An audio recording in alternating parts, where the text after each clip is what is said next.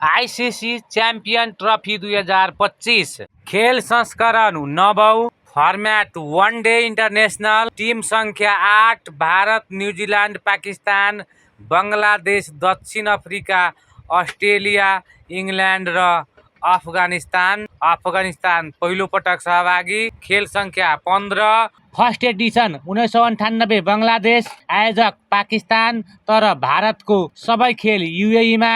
10औं संस्करणको आयोजक भारत सन् 2029। विजेता भारत, उपविजेता न्युजिल्यान्ड।